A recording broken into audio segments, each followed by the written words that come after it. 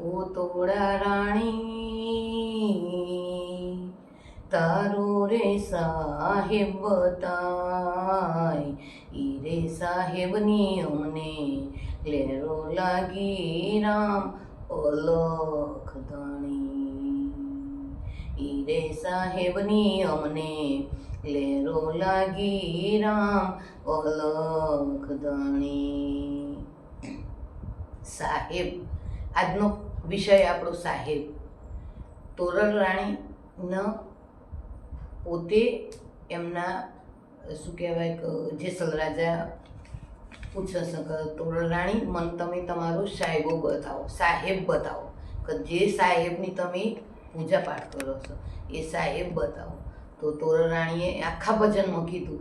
પછી છેલ્લો બોલ્યો તે તોરલ રાણી કે મોકો દરિયામાં દોટ, જેસલ રાજા મોકો દરિયામાં દોટ, દરિયો એટલે સમુદ્ર નહીં, દિલ દરિયાની અંદર દોટ મૂકવા કીધી. અને સાહેબ ડૂબતાની બાય સાહેબ ધણી જાલ છે, તો ધણી કીધો, સાહેબ કીધો. તો મારા ખ્યાલ મુજબ તોરલ રાણી કહેવાય ભણવા નથી જ્યો. આપણે તો ભણેલો છીએ, આપણને કોઈ હું ગુમરાહ કરે. બીજા એક ભજનમાં કીધું કે જાગ્યા તે નર સુખ મહાસુખ પામ્યા, ઊંઘેલા જન્મ ગવાયા, કહત કબીરા સુનો ભાઈ સાધુ, અગમ સંદેશ લાયા. અગમની વાત આવી બીજા ભજનની અંદર. ત્રીજા એક ભજનમાં વીજળીના ચમકારે મોતીડા પરો પાનબાઈ, એમાં પાનબાઈને કહેવામાં આવ્યું ગંગા સતીએ કે પિંડ બ્રહ્માંડથી પર જે ગુરુ પાનબાઈ, તેનો દેખાડું તમને દેશ. કે જે પિંડ અને બ્રહ્માંડથી પર, આ પિંડ એટલે શરીરનો, બ્રહ્માંડ એટલે 14 બ્રહ્માંડની પર બતાવ્યું. બરાબર. ચોથા ભજનની અંદર એક બતાવ્યું કે પ્રેમનો પાઠ, પ્રેમનો ઠાઠ, પ્રેમની જ્યોતનો પ્રકાશ, તોડી રાણી જાણે તે અંબાર, સાહેબ પૂરે આપણી આશ. તો આ જે સંતો મહંતો જતી સતી થઈ ગયા, એમણે સાહેબ, બસ સાહેબ અલગ ધણી, સાહેબ અલગ ધણી. બરાબર.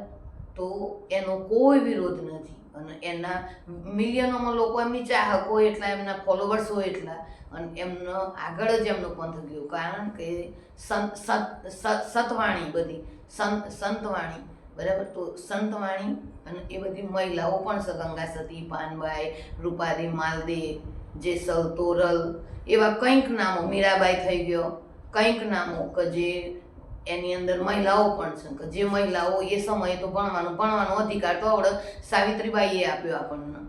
પરમ પૂજ્ય આપણે સાવિત્રીબાઈએ આપણને ભણવાનો અધિકાર આપ્યો, તો આપણને વાંચીને કંઈ ખબર પડી.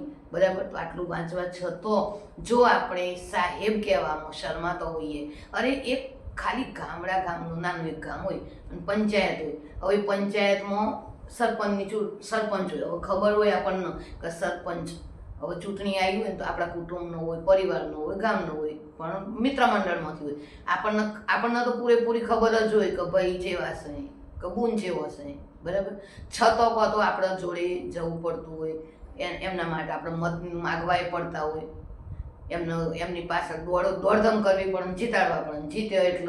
જીત્યો એટલે બેસી જાઓ ખુરશીમાં બેઠો એટલે બધું જતું રહ્યું અને હું આવ્યું સરપંચ સાહેબ. તો જો એક અને ખબર હોય કે 5 વર્ષ પછી નીચે જ ઉતરી જવાનું, 5 વર્ષ પછી સરપંચ સાહેબ કહેવામાં આવતા નથી, તો એ હા સાહેબ કરીએ એક સરપંચને. બરાબર. હવે જેટલું ઊંધું છતું કરવાના 5 વર્ષમાં તો બધી જ ખબર હોય. છતો ખુરશીનું માન, તો ખુરશી પર આવી જાય એટલે હા સાહેબ કરવું પડે. બરાબર. તો અક્ષરથી પાર પરમાત્મા પોતે અક્ષરાતીત, તો એમને સાહેબ કહેવામાં આપણને કેટલું બધું પેટમાં દુખે, આટલું બધું પેટમાં દુખે કે આજે છેલ્લા 6-7 મહિનાથી બધા વિડીયો, ઓડિયો, પેલા રીલ બનાવીને મૂકે, તો કોઈ લખીને મૂકે અંદર.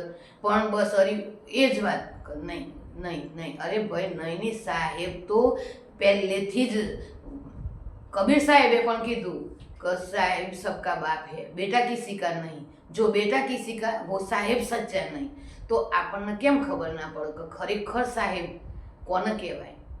સાહેબ શબ્દ આપવો અને સાહેબનો શબ્દ ના આપવો, એના માટે આપણે ગુનેગાર ગણાઈએ પછી છેલ્લો, અને આટલું ભણેલા ગણેલા, ત્યારે દરેક સુંદર સાથ ભણેલો છે. કોઈ સુંદર સાથ અભણ નથી, કોઈ સુંદર સાથ અજ્ઞાની નથી. પણ જો કોઈ આપણને ગુમરાહ કરો તો આપણે ગુમરાહ થવાનું ના હોય. જો જતી સતી સંતો મહંતો કે જેમને પરમધામની ખબર જ નથી, અને એ જો સાહેબ કહેતા હોય, એ જો અલગધણી કહેતા હોય, એ જો પિંડ બ્રહ્માંડથી પર છે ગુરુજી મારો, તેનો દેખાડું તમને દેશ, તો એમનામાં કેટલી તાકાત હે ગંગા સતીનામાં, કે ગંગા સતીએ પાનબાઈને કીધું કે પિંડ બ્રહ્માંડથી પર છે ગુરુજી મારો, તેનો દેખાડું તમને દેશ. તો એ કેટલી એમનામાં તાકાત હે.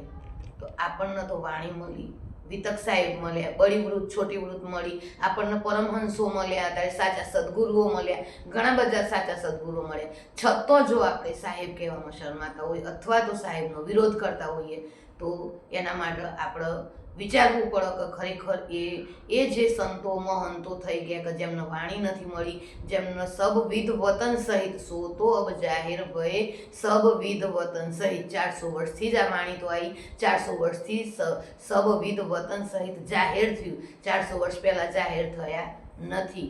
અને સતી પાનબાઈ, પછી ગંગા સતી, રૂપાદે માલદે, મીરાબાઈ, જેસલ તોરલ, આ બધો નિજાનંદી નથી. છતાં નિજાનંદીની જેમ જીવીને આપણને બતાવી દીધું કે ગમે જેવી પરિસ્થિતિની અંદર એમણે નિજાનંદીની રહેણીમાં રહી અને આપણને બતાવી દીધું. છતાં આપણને ખબર પડતી નથી. તો સુંદર સાથજી, આ વિડીયોના માધ્યમથી હું એટલું જ કહેવા માગું છું કે આખરતનો સમય બહુ જ ટૂંકો છે. 2026 પૂરું થવા હે હવે થોડાક સમયની અંદર. એટલે જેમ બને એમ જલ્દી વિરોધીઓને સાથ સહકાર ના આપો, રાશામાજીનું જાપ જપો, અને સાહેબ કહેવાના હોમી નથી પડો. સાહેબ એ સાહેબ જ છે, સાહેબ જ રહેવાના છે. 5 વર્ષ માટે 10 વર્ષ માટે નથી આવ્યા, એ અખંડ ધણી છે, અખંડ જ રહેવાના. મારા બોલવામાં કોઈ પણ પ્રકારની ભૂલ ચૂક થઈ હોય તો સુંદર સાથ સમજીને માફ કરજો. પ્રેમ પ્રણામજી.